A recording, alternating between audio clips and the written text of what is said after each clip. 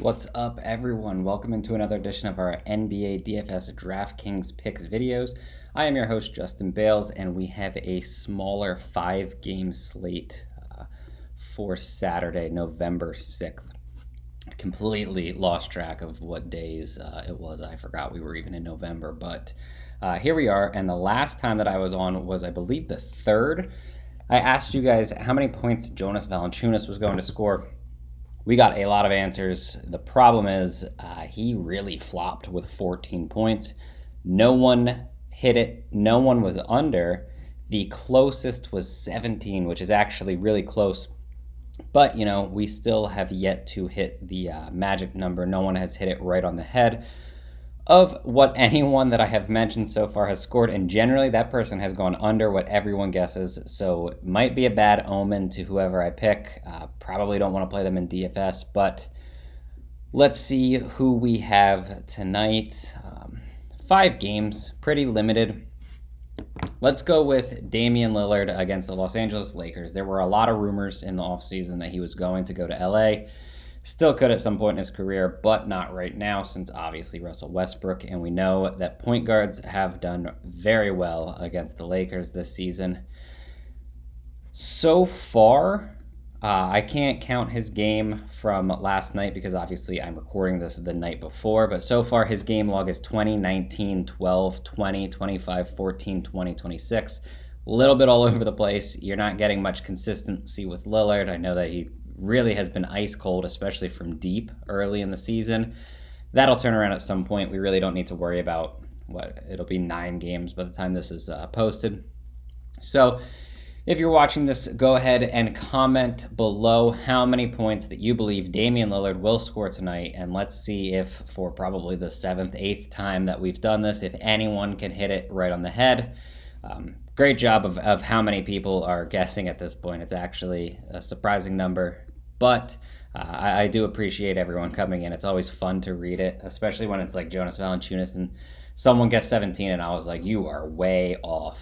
Then it turns out it was actually even under that projection. So always fun to read those. Again, if you like these videos, go ahead and give it a thumbs up. Subscribe to the channels and you can turn on the notifications so you don't miss anything. As always, you can also comment below any questions or comments that you have on this 5-game slate for tonight, and I will try to answer them all throughout the day. Please get them in earlier rather than later if possible. I do try to check them, but once we hit about like an hour and a half before lock, it gets really hectic, especially in the DFS Karma Discord, which you guys can get in for free at chatdfs.com. The link is in the description. But it gets really hectic for me and some of the other staffers as we're, making lineups, answering all kinds of questions and stuff. So I don't really always get to check YouTube, but I will try to answer any that I do see to the best of my abilities. And as always, it's literally never changed. DFSkarma.com, you can get all of our free content there. You can also purchase a subscription, dfskarma.com/pricing. Also in the description below, we've had a very successful NBA season so far. I think I've hit the last few nights in tournaments. Ben just is coming off of a really big night with his lineup in the optimal. So check out the packages that we have now in them are kind of our projections. We have some premium articles. We have the final thoughts that we've always done.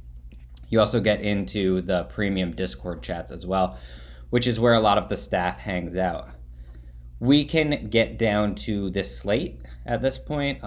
I will go over injuries first. Luckily, there is only 5 games on the slate.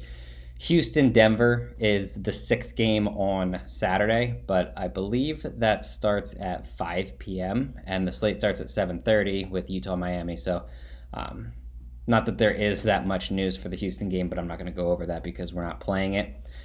For Utah, 2 major things. Donovan Mitchell, questionable, and Royce O'Neal, also questionable. It looks like Mike Conley has already been listed as probable and good to go for this game, so we're good there.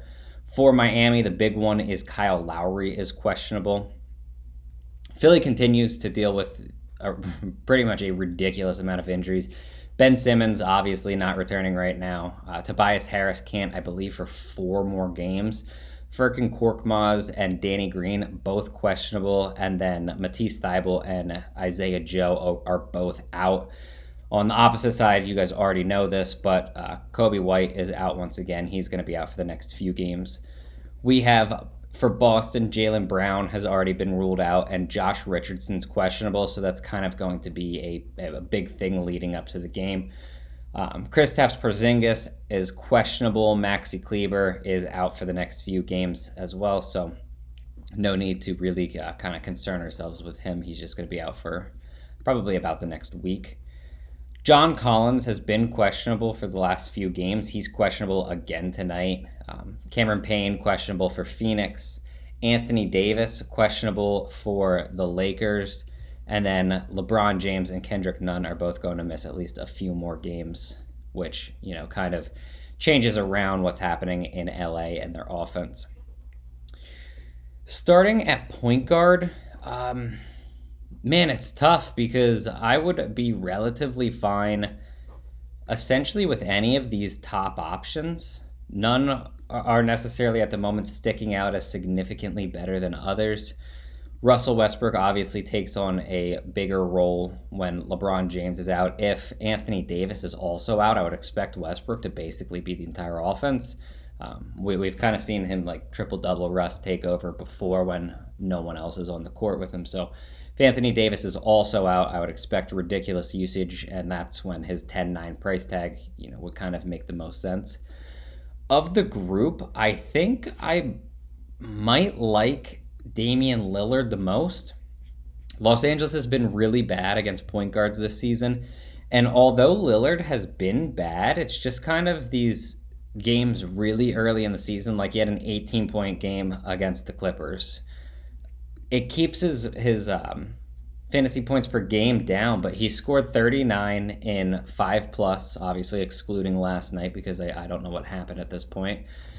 But he also has flashed a little upside at 47, whereas if you look at like someone like Westbrook, he has more upside, obviously. He has 2 games with 60+, but even in his last game, he only scored 41, and you're getting $1,500 off the price tag with Lillard, and we know throughout his career that Lillard comes with more upside than what he's flashed this season. We don't kind of need to sit here and pretend like Damian Lillard all of a sudden doesn't have the 60 fantasy point upside. We know that he does.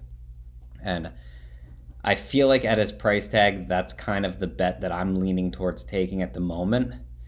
As you move down a bit, I think the big one would be Tyler Herro, assuming Kyle Lowry's out. If Lowry misses, Herro becomes a really, really good option. If Lowry's in, you can still use him. 7K, 69 is a very reasonable price tag. I don't really have too many concerns about it or anything.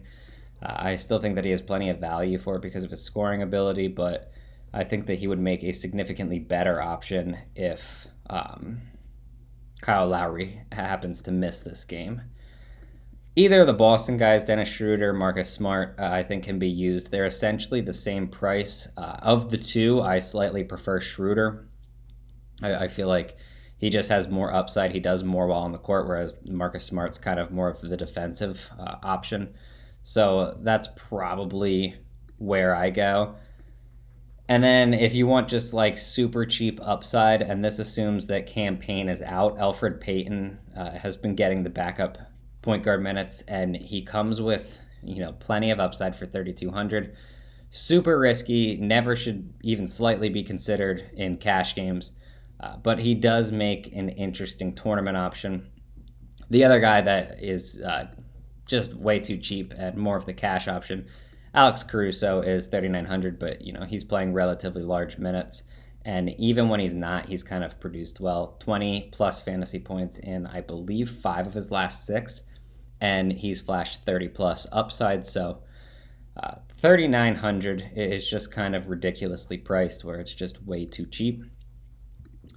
As we move along, I think it's important to note that I can't outline, or I'm not going to outline every player that can be used. I'm just kind of going over my favorites from the night before. So if there's something that you see or you have questions about a player or anything, drop it in the comments. I'll let you know how I feel about them. There will be plays that I don't mention that I do think are good plays. And obviously, as we go through the positions, I'm not going to mention anyone twice. So like for shooting guard, I'm not going to talk about Tyler Herro. I already talked about him at point. Just kind of stuff like that. Like Dennis Schroeder, I don't need to go over him again for you guys. At shooting guard, though, I think number one, Donovan Mitchell kind of makes a really good tournament option. Plenty of upside. He's only 9,300. Matchup against the Heat isn't great, but it's not like someone with Donovan Mitchell's usage. I'm not going to, completely shy away from potentially playing him.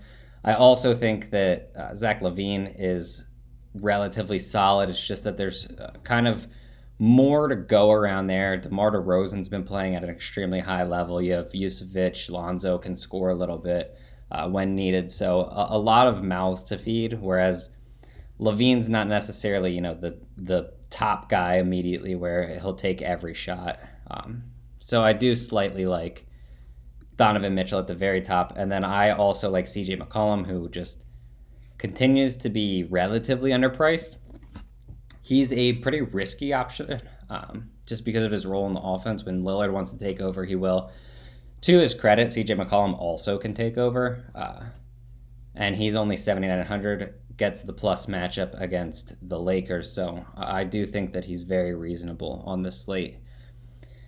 As you go down, I want to talk about Tim Hardaway Jr. because Boston's so bad against shooting guards. I do think that it's relatively reasonable to use Hardaway.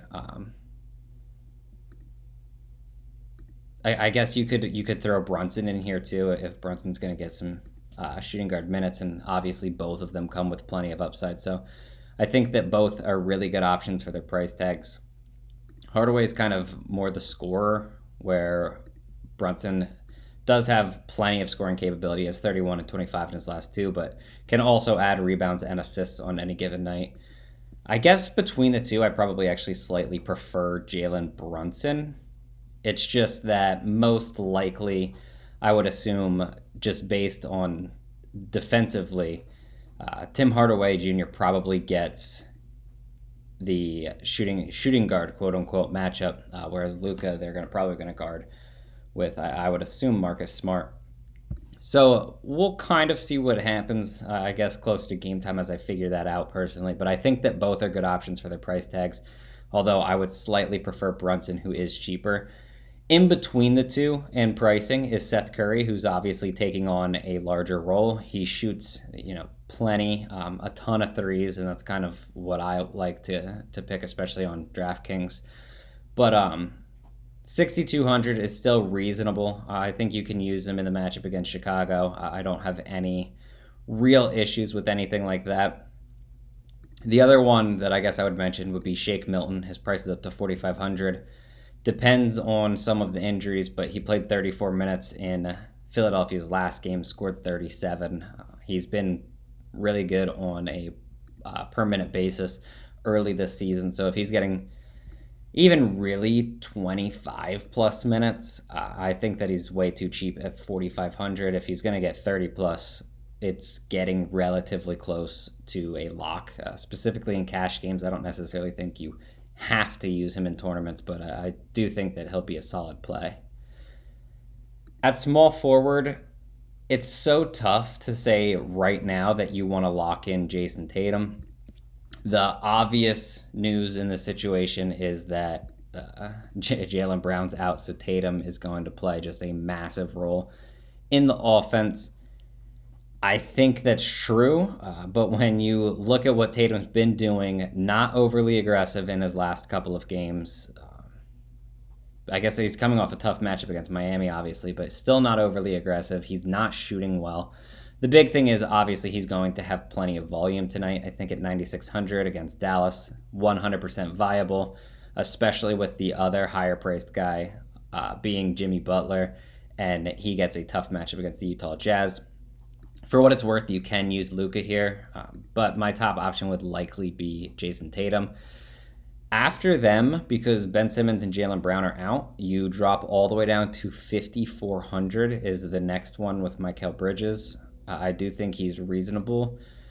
Bojan Bogdanovic, especially if Donovan Mitchell is out, I think that Bogdanovic makes a great option at 5,300. If Mitchell's in, I still think that he can absolutely be used, but he's going to become much closer to a lock along with Joe Ingles if Donovan Mitchell is out, because they both see their usages jump in that kind of a situation.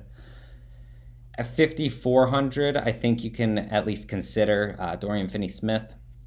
I don't like playing him all that much because he rarely does essentially anything while on the court.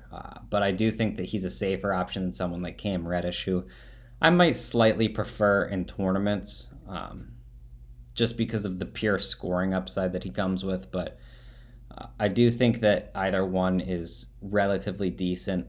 If you want to get minutes, you have guys like Georges Niang, who I actually do like. His price tag is up a bit at this point, and he obviously needs to be hitting some shots. But he shot 10 threes last game. He shot 8 the game before that. He shot 9 the game before that. And obviously the Sixers are dealing with a ton of injuries. So I do think that Niang is probably, I guess I would put him as the top option, kind of around that price range. I think you could move Joe Ingles. He's only 200 more if Donovan Mitchell's out, but I think that Georges Niang is probably the top option there. As you drop down more, there's not all that much to really consider. I guess if you want to take your shot on like DeAndre Hunter, knowing that he's going to get minutes, that's completely fine. He also comes with plenty of upside for 4,100.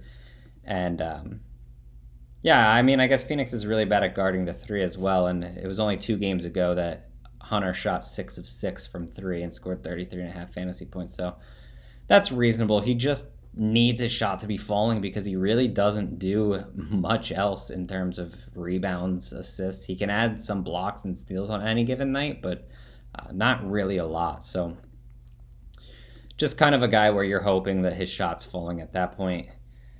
Since we already talked, well, I guess I was going to say since we already talked about Tatum, well, we can drop down past these super high-priced options, but realistically, I guess we should discuss Anthony Davis. If he's in 100% viable with LeBron James out, he's been scoring well, 65, 53 in his last 2.